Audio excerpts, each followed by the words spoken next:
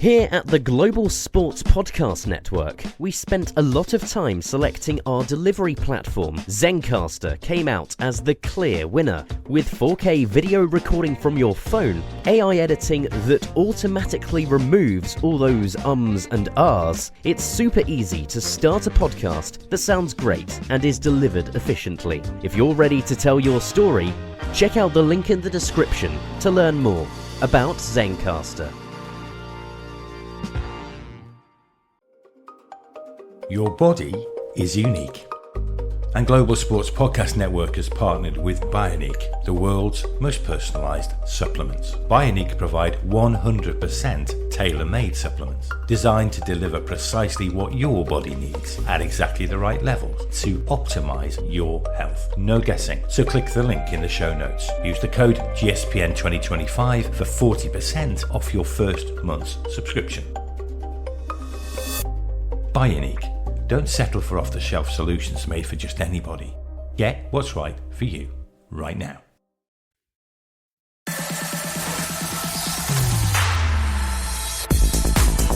Your daily soccer podcast with the Global Sports Podcast Network.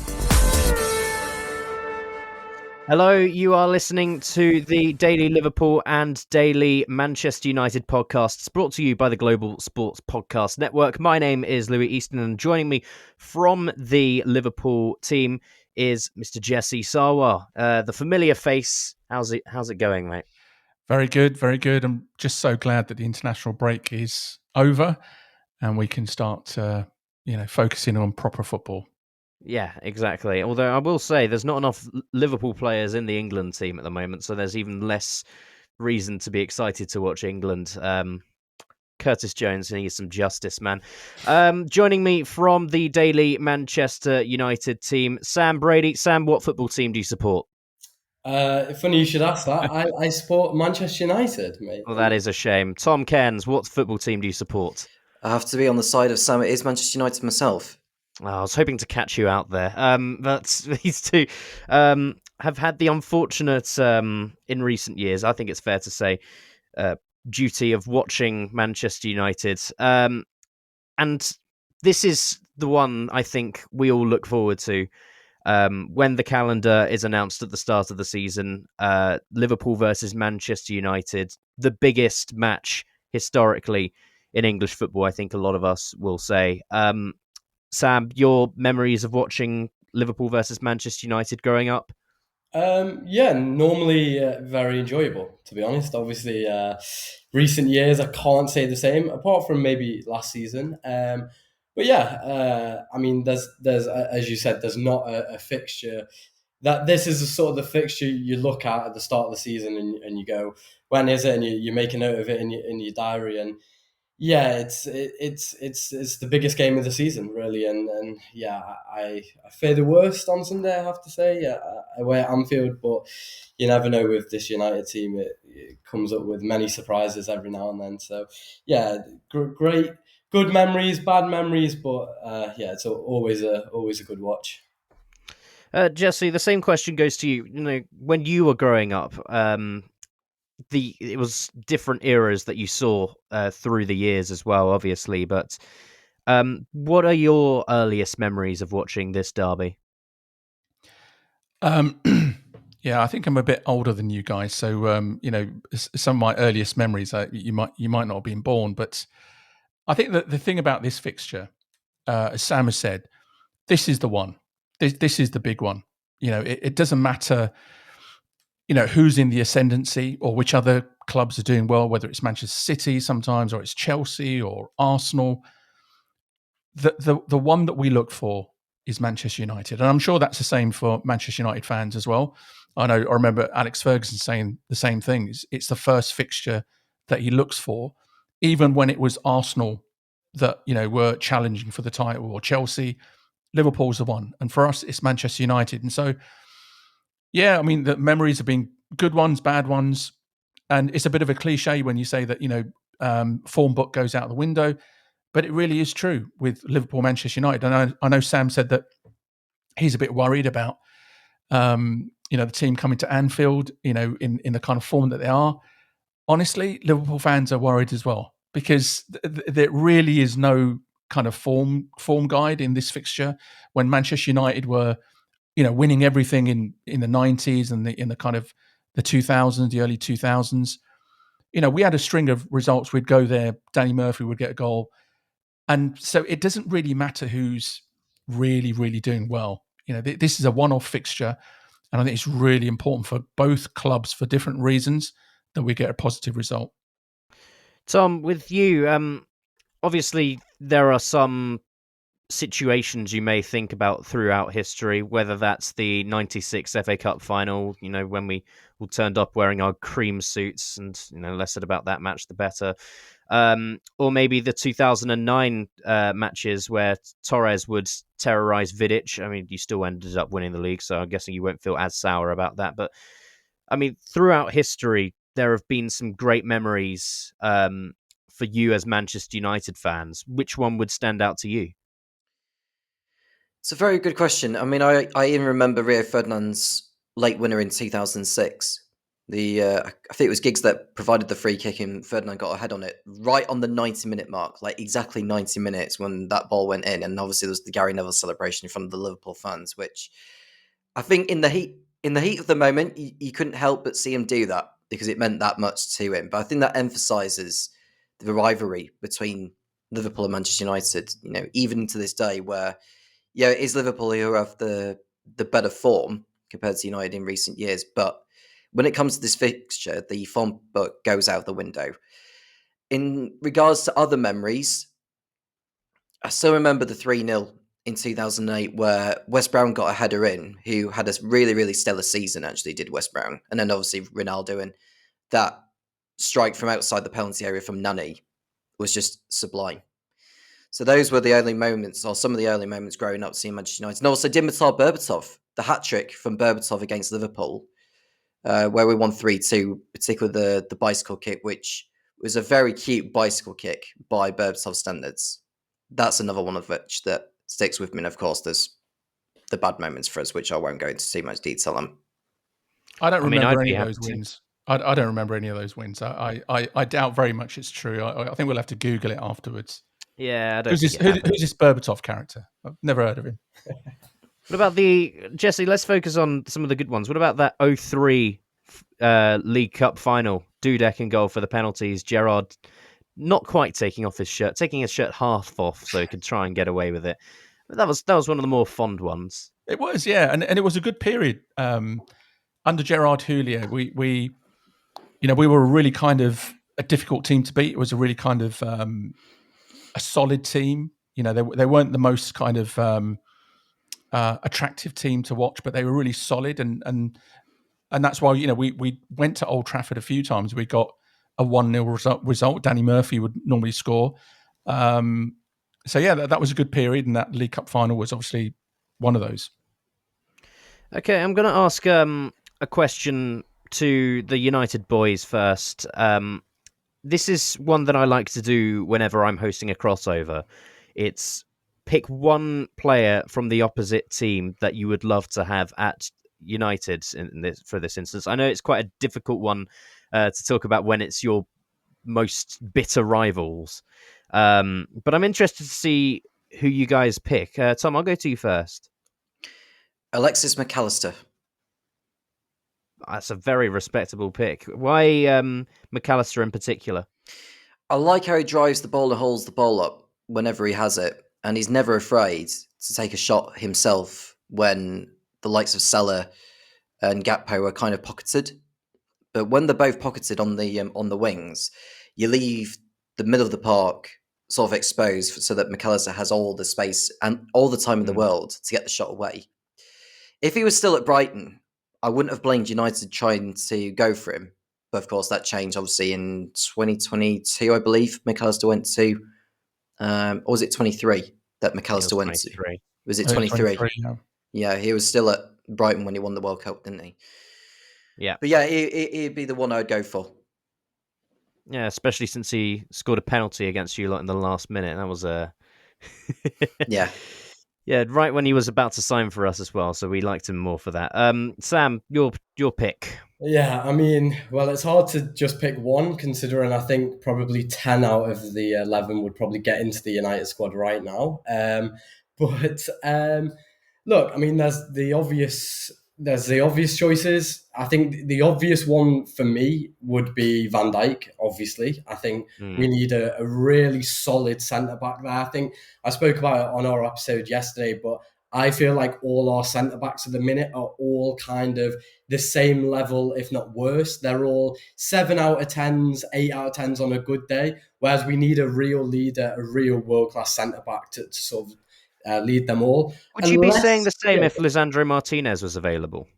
Yeah, I'd still say the same. I think I mentioned Lissandro yesterday, and I think he's about the same level. I think he's a 7 out of 10, 8 out of 10 on a good day. We need consistent leaders, and we, to be honest, we do need one centre back who is the next level, who can take us to that next level. I think we've all got centre backs. De Ligt, very decent centre back. Yoro, decent centre back. Martinez, decent, but none of them are above decent, I would say. So that's the obvious one. And then I'd say maybe the less obvious one, even though he's been outstanding, I think, especially last year, is Gravenberch.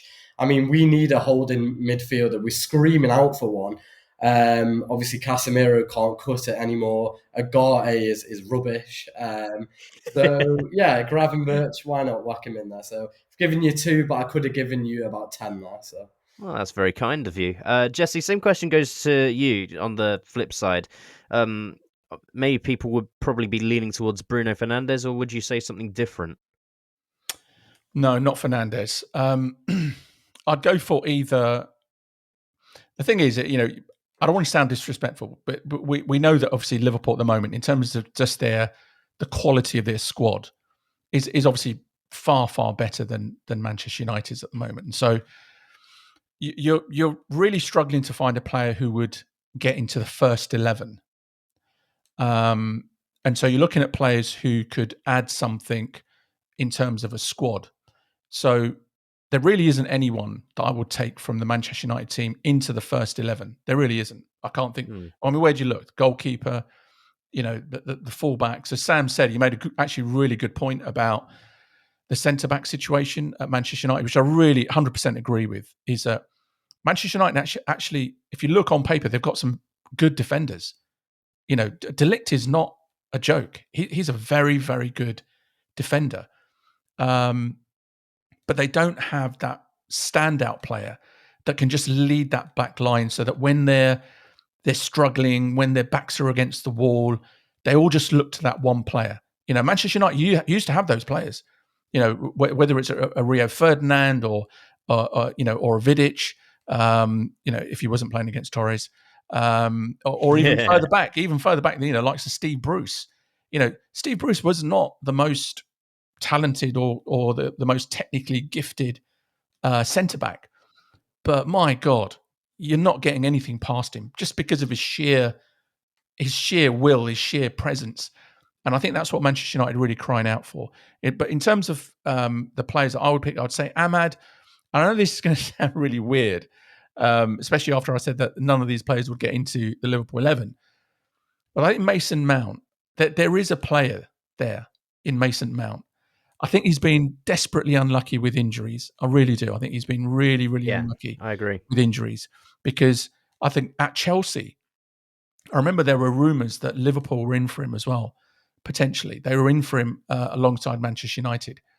And, for whatever reason, whether it was Liverpool pulled the plug or he just opted for Manchester United, I think that in a really good functioning midfield, I think he's a very, very good player.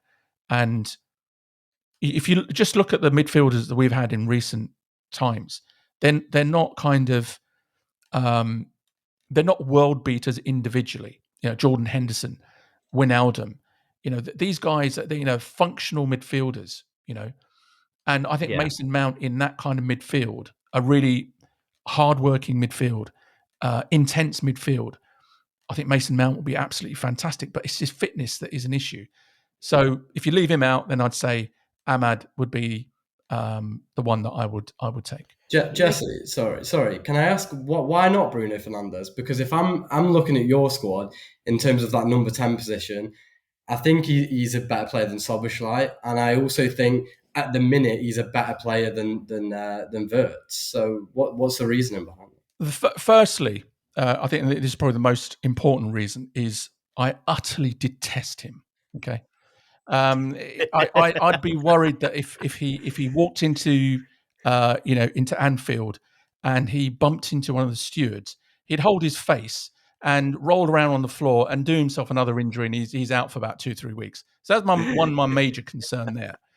The other one is that I don't think he's better than Szoboszlai. I genuinely don't. I think that don't get me wrong, he's a fantastic player. Technically, he's a fantastic player. But I think that he is a fantastic player in a very average team. I think if he comes to Liverpool, there's no way he's captain. He's not captain material. No way. And he's not a starter.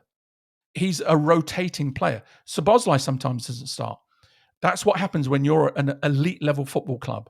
There are very few starters. Even at Liverpool, Salah, Van Dijk, the rest of them, Szoboszlai, McAllister, Gravenberch, the fullbacks, Alexander Isak will be the same. They're going to be in and out of the team according to what our needs are at a certain stage of the season. But I think that certainly for what we need as a team, I don't think that I would take Bruno Fernandes at his age. I don't think the intensity is there. If you compare him to Szoboszlai, my God, I mean, the whistle blows and he's still running. He's still running, and I think that in the modern game, that is just so important that you have to have one of those players in your midfield. And I don't think Bruno Fernandes, as talented as he is, joking aside, he is an extremely talented player. But I don't think that I would put him above any of those players in our midfield. And also, Szoboszlai has probably been our best player all season. And honestly, this new version of Szoboszlai, we've seen him go to right back. It's almost like seeing a little bit of Gerrard in him, because you just get the feeling with him that he will be put anywhere in the squad and he will put out a 10 out of 10 performance for us at the minute. And his long-range passing and his set pieces as well, he offers so much. Plus, he is captain material as well, I think. In 5 years' time, he could become captain of Liverpool if he wanted to. And, even for Hungary, we saw in the international break, he got a last-minute equaliser against, was it Portugal, I think? Or I could be wrong. But, yeah, he is the one I want at the moment at our number 10 position, just while Wirtz gets a bit more adjusted. And I think we have got an incredible player in Wirtz as well. Sorry, not to labour on this point about Bruno Fernandes. One of the other reasons I wouldn't take him above someone like Szoboszlai or anyone else in our midfield is I just, in terms of his attitude and his temperament, I don't think he'd be a fit for Liverpool. I really don't. I think that he'd. No, I think as soon as someone does a misplaced pass and he's throwing his arms up in the air, forget it. He's it's just not something that you see Liverpool players doing, and that kind of attitude. And that's why that rivalry aside, he's not a captain. I think he's the worst possible captain for a Manchester United team who are trying to find is twitching their feet. No, really, genuinely. Listen. Liverpool, Manchester United. Look, do I hate Manchester United? 100%. Do I love it when they lose? 100%. And it's the same for Manchester United fans. But I'll tell you something about Liverpool, Manchester United as well, which I don't share with Manchester City or Chelsea, is that we have 100% respect for Manchester United, because Manchester United's success was built on what they achieved on the pitch, just like Liverpool. Manchester United weren't a joke team, and then all of a sudden, they strike oil. And they're suddenly a fantastic team with 115 charges under them. Manchester United are a proper football club, and if you look at the captains that Manchester United have had, Roy Keane, Brian Robson. I mean, these guys were. Brian Robson, one of the few players growing up who I thought, you know what, I want him in the Liverpool team. But I just think someone like Bruno Fernandes, I think, is a disgrace to that armband. I really do. And I think that I would give it to Mason Mount ahead of Bruno Fernandes, just in terms of attitude, not just because he's a better player. Your best player isn't always your best captain. Sam, do you agree with that take about Bruno as a captain? I was going to say, I mean, I'll try and convince you. I don't think I'll be able to.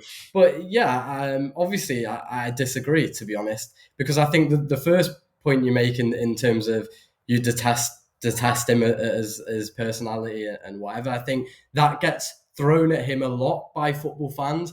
But at the same time, that's a personal reason. So that's nothing. Again, and you did make the point in terms of he's a world-class player and things, but at the same time, you would love him for your team if he was in your team. It's like those types of players, like the Rudigers of the world, those types of players who, okay, if you're a rival opposition, you hate them against you because they do all the dirty tactics and dive and whatever. A bit like Suarez was for us. Like Suarez.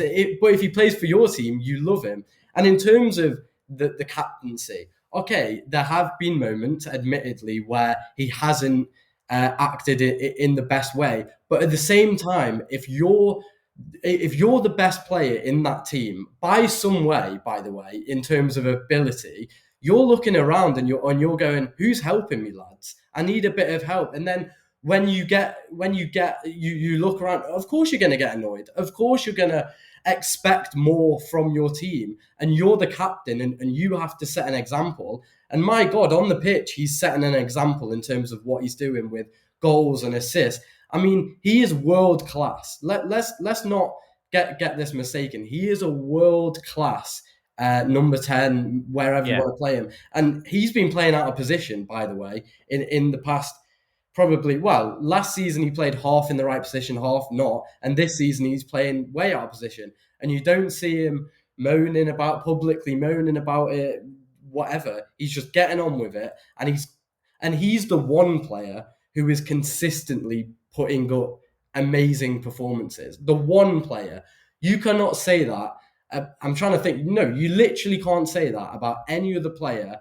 Ahmad maybe gets a bit of grace, but even he puts in a few stinkers every now and then. Bruno is consistently class. And in terms of like whether he would get into, don't get me wrong, I don't know if he would sort of fit your system and fit, as you said, Jesse, the intensity. And I don't know if Bruno can put up with that intensity. But in terms of pure ability, he probably gets into every side, I would say, in the Premier League in terms of that number 10 position right now. I mean, even the Cities and the Arsenals, I put Bruno in their team. And yeah, you might say that's crazy, that's biased, blah, blah, blah.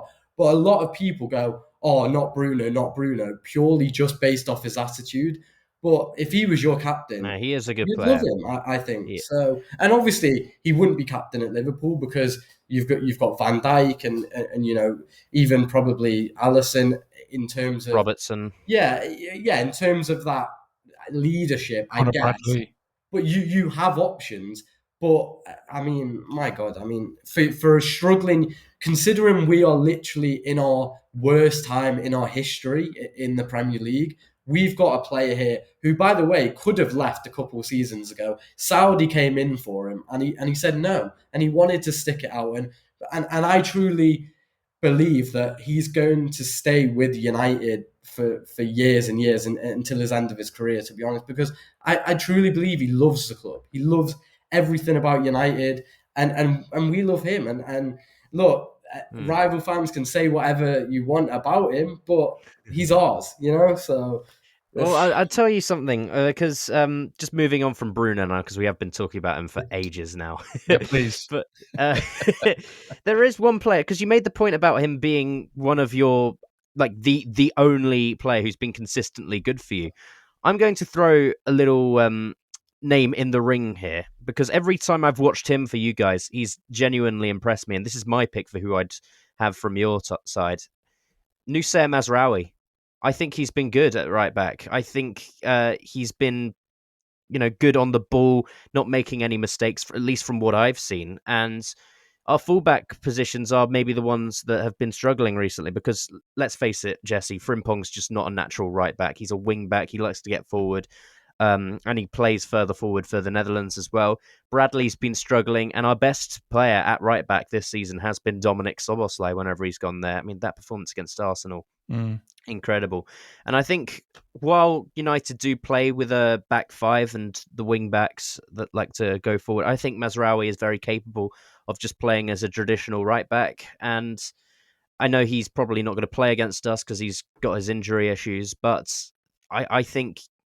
I mean, I don't know, Tom, if you disagree with this about Mazraoui, but I think every time I've seen him, he's been genuinely good. I think he's been great as well as Mazraoui. One of the few last season I thought actually put in a decent shift on the most occasions. I think the one setback I would say with him was what happened in the Europa League final when he failed to close down Sarr when he put in that ball in for Johnson to get a tail on it. And that was the decisive moment on that night in Bilbao. But yeah, I would agree with Mazraoui. I think he is a talented wing back. I think the right wing back role suits him. He does like to get forward, like Ahmad does, and we need that in the system that's there. Going back to I know we said about the Bruno Fernandes, we've come away from him. What I'll ask. Let me just ask Jesse and Louie about this, because what separates Bruno Fernandes to someone like Roy Keane as a skipper? Attitude. Yeah, that's the first thing, and that's where I disagree with Sam. Like fundamentally, is that being a top player, it's not just about technical ability. There are loads of players littered throughout Premier League history who had just unbelievable technical ability, and yet they didn't achieve what they could have achieved, right? And so I think Bruno Fernandes, technically fantastic player. Attitude, I think, yes, you can say that he's improved his attitude as in the last season or two as captain, but I think that's because he is, as Sam said, head and shoulders the best player, and I just don't think that translates to when you come to Liverpool, because he's not going to be head and shoulders the best player. He's going to be one of just a bunch of midfield players, and I'm not sure whether he's then got the character and the personality to affect our team, positively. Then you do see that Bruno Fernandes who just waves his arms up in the air with every stray pass. I just don't like his. It's not just the diving. The diving sickens me, but it's just the attitude that he's got when he it's the professionalism, as a footballer, isn't it? His professionalism. I think the one that we all remember, and he's petulant. So when he's losing, and you can say that, look, that's a good thing. You don't want to be a good loser, okay? But I remember when United got battered at Anfield, and he just let the man run past him, and he just gave up, and he put his arms up in the air, and just your typical kind of Bruno Fernandes. That would not wash at Liverpool at all. No way. Just in terms of the players around him. You mentioned McAllister. McAllister's not having that at all. He's not having that. Van Dijk's not having that, and that's for that reason. I don't think he's a player that would do anything for us, given that he's got great technical ability. But that's just not the only thing that makes a top footballer. Sorry, but then I was going to say, but then Jesse, who's captain at United? If it's not Bruno, yeah, no, you got a fair point. You got a fair point, because they are in such a situation that they're in the situation where they have to give the captaincy to their best player. If their best player was their left back, if Luke Shaw was the best player on the pitch, he would be captain, right? So they are in a particular predicament. I concede that point 100%. That you don't have. I tell you something. If Scott McTominay, I know people are going to laugh, but if he's stayed at Manchester United, he's for me is captain material. Your best player. We had Jordan Henderson. Jordan Henderson was by no means was he the best player on the pitch, but he was our best captain. And I look at someone like Scott McTominay as someone who could have been a very, very good captain at Manchester United if he was given the backing, if he was given the tools around him to succeed. And I also think it's the fact that he was given the captain's armband off Harry Maguire when Maguire was struggling. I think it was just a bad thing internally for the club. it's sort of like punishing a player for being bad, that sort of thing. It's like, oh, he's a good player, let's just whack it on him, and then problem solved. It doesn't work like that. And that's you asked the question about Roy Keane. I don't know enough about Roy Keane because I wasn't there to watch him. But I'd say I was there to watch Jordan Henderson during lockdown for Liverpool, barking around the pitch, encouraging everyone, and even just he's one of these players that you would want to come on while we're losing and make sure no one switches off as well. I don't think Bruno's that sort of player. I think he's a terrific player, but to galvanize a group, Tom, I'm sure you can agree. Like, he's just not that sort of player. Well, with Bruno Fernandes, there's very few players at United right now that be a solid captain, and Bruno Fernandes is probably the best that we've got. But we need basically an anchor type player. We need like a Vincent Kompany or a Fernandinho type defensive midfielder stroke centre half that can lead that back line. And when players are acting out of character, that's when the skipper has to tell them, said, look, the club won't wash that if you continue acting like you are on the pitch. And I think you're crying out for a Michael Carrick at the moment. Well, even if we had Michael Carrick, it wouldn't do us any harm. I wouldn't. If Michael Carrick came back to the dugout, even if it's just like for an interim role, he would basically add what he would have been able to do when he was at United as a player. Yeah. That's something I think that's what's missing in the backroom staff as well. It's not just what we see on the pitch, it's also on the bench. As an assistant, you mean? Or would you want to get rid of Amarim? Well, that's the next question, isn't it? I suppose you were going to ask both me and Sam. He's come under fire a lot this season. I can't remember if I said this on the last podcast I said when I was, I think it was after the Brentford game, shortly after the Brentford game.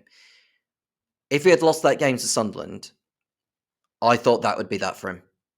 He probably would have seen out the remaining games of October, because I think there's a thing in his contract where if he was dismissed within the first 12 months of his job, United would have needed to have paid off something like £12 million in compensation because they fired him from the position prematurely. Mm-hmm. Whereas if they went into November and sacked him then, the compensation that they've had to have paid for Ruben Amarim to leave would have been less. So that is why he's probably still in the job right now.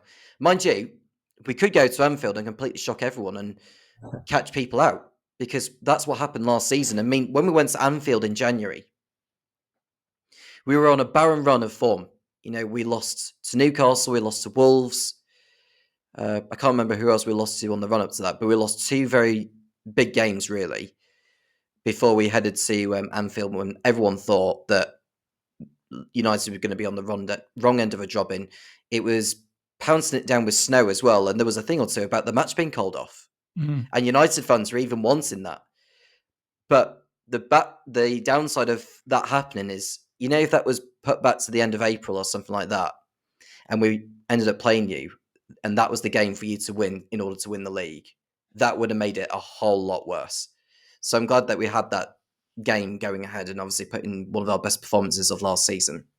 You nearly won it as well. Yeah, we should have won it, because Maguire totally bottled it when the ball came to him from a good distance. But let's be fair, Tom, that was an absolute miracle we got a draw. And that in my opinion, and look, I know I got a lot of stick from Kieran yesterday for being a negative Nancy, but in my opinion, that's not going to happen. It's just not. I mean, and I always say, as bad as, if I know how bad we can be in recent months and last year, and if it comes anywhere close to that, we're getting battered. I mean, it's just not going to happen. It's just not going to happen. On the Amarim point, look, I like the bloke. He's a decent bloke. I would go out with a pint for him, but he's got to go. I mean, he's got. You think he's got to go?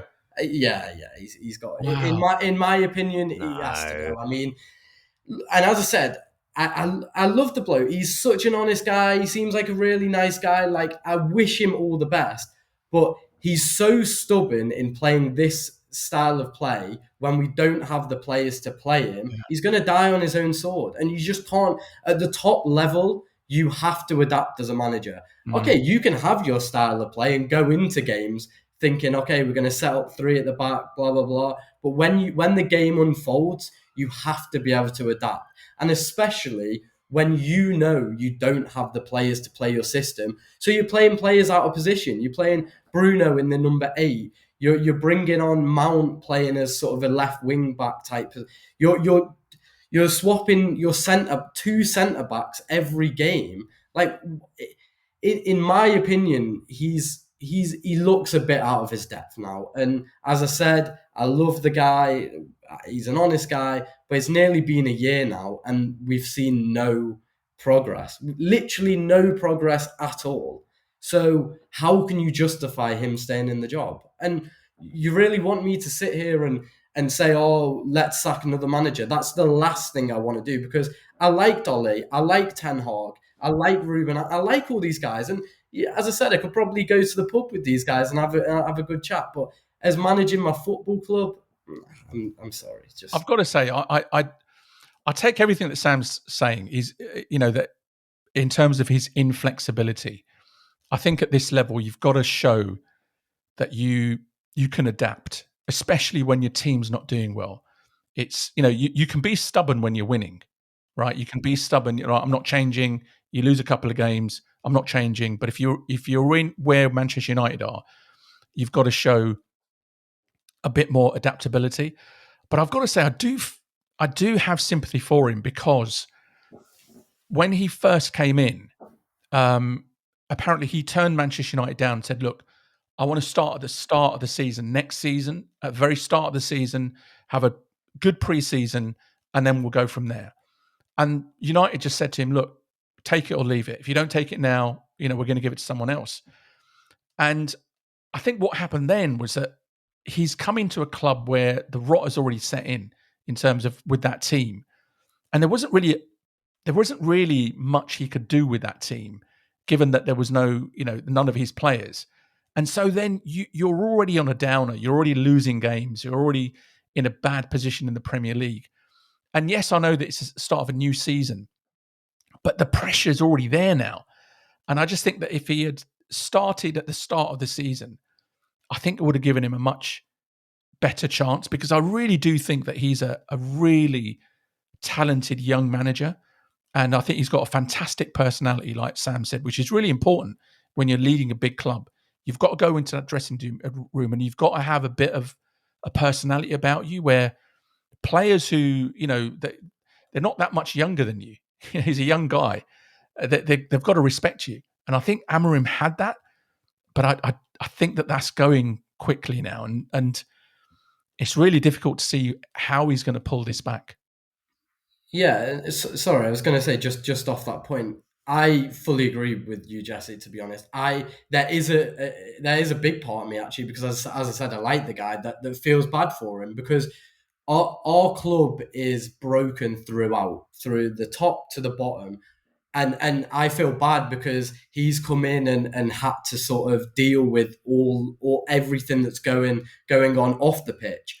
But then I look at him and go, help yourself out on the pitch. He doesn't help himself out by being so stubborn and playing players out of position and all of this. So I'm like, you can only control what you can control, right? You're the manager, so everything that's going on, you might not have the players to play your system, and that might not be your fault. But the club have backed you in the summer when they said they weren't going to, when they said they were running out of money. So you've got some players in.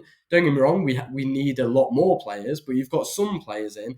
This season was the season to go, you know what, forget about last season, let's really kick on. But there's been literally no progress since last season. It's just a continuation of last year. So when you look at it and go, what can we do? You've left us with no other option than, yeah, we've got problems all over the club, but you're not helping yourself. We're not getting results. So what can we do here? So that's why I'm like, look, I like the guy, but just I need to see progress from him. Well, who would you bring in? Like every single time you brought in a new manager, you're just back to the same thing. Yeah. We saw it with Ollie, we've seen it with Ten Hag, and now we're seeing it with Amarim. And it's just, there's no progress over the years getting new managers either. So I think this is the time where you've got a genuinely very good manager who's stubborn in their approach, and he still got you to a Europa League final last season, and I mean, you've won 3 games this season. That's better than the form you were in last season when you were averaging a point a game or whatever it was. So I think you need to just stick with him for a bit longer. And I said this about Ten Hag as well. I never think you should have sacked Ten Hag because he won you 3 domestic trophies, unless I'm mistaken. So was it 2? It was 2. But my point stands. That's a manager who still has success with a very awful club, and I still am stunned at what happened to him over with Leverkusen, where he was sacked after a month or whatever it was.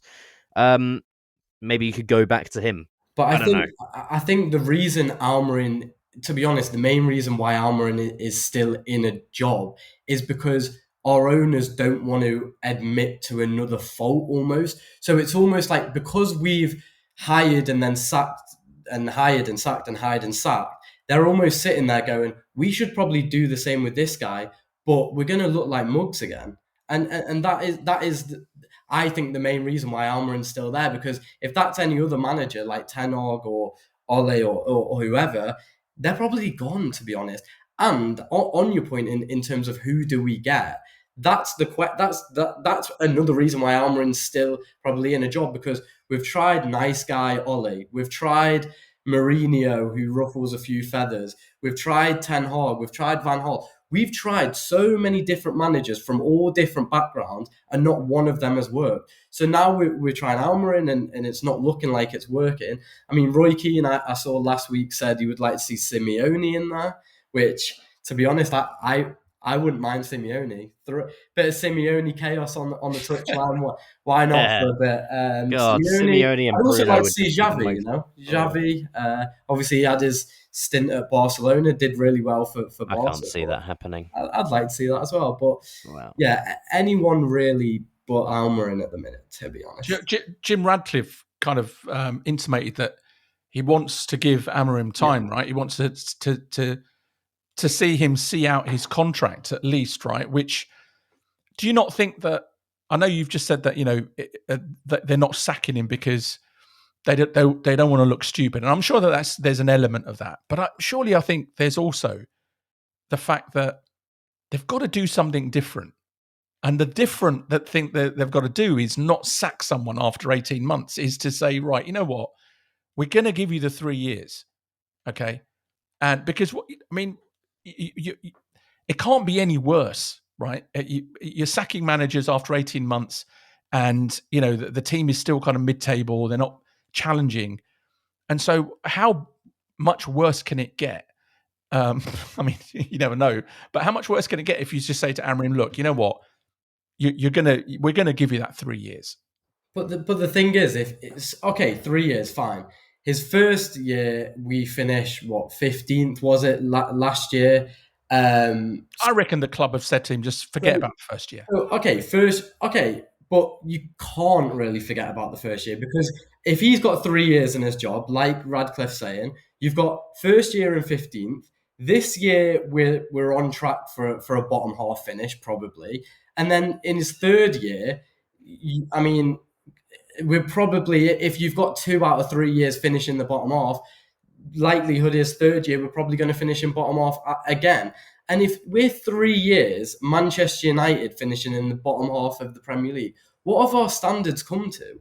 Really, what have our standards? But that's the club you are at the moment. I'm sorry to say it, but that's who what you have are our now. standards as a club come to, where we go, you know what, we're not going to sack you as a manager. We're going to give you a contract, even though you're finishing 3 years bottom half of the Prem. Like, come on, what are we doing here? With the squad that you have, I'm sorry to say it, but that's the team you are, because you've kind of been left behind now.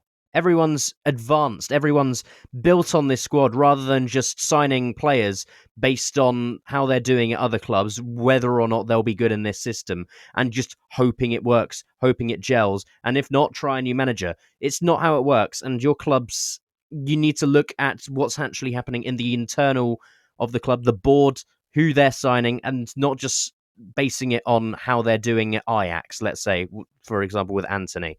and then paying them 200 grand a week. Same with Sancho. That's just who you are now. So it's not down to the management. And that's why I think you've got a genuinely good manager with Ruben Amarim. That's who we tried to get before we went for Arne Slot.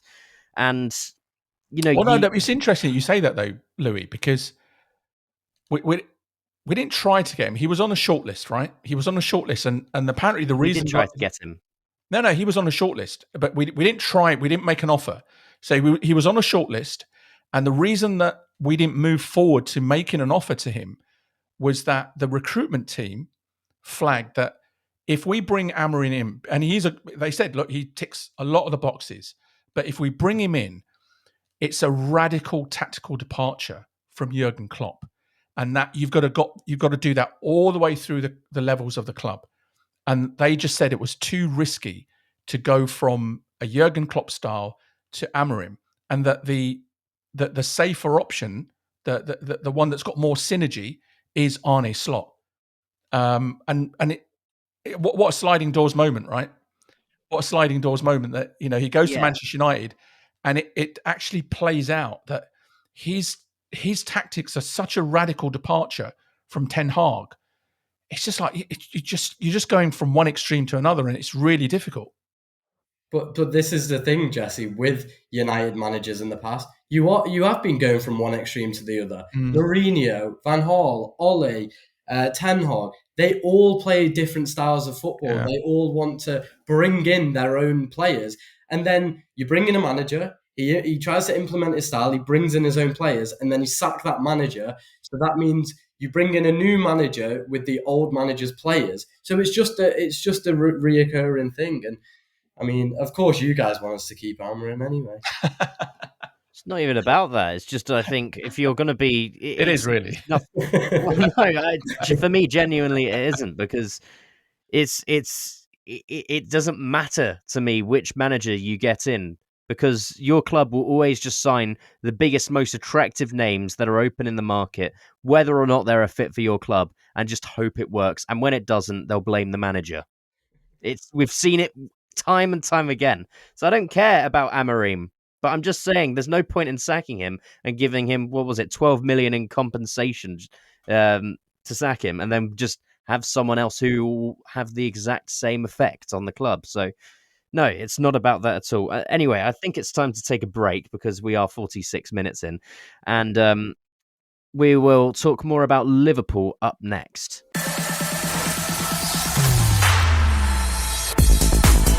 Your daily soccer podcast with the Global Sports Podcast Network.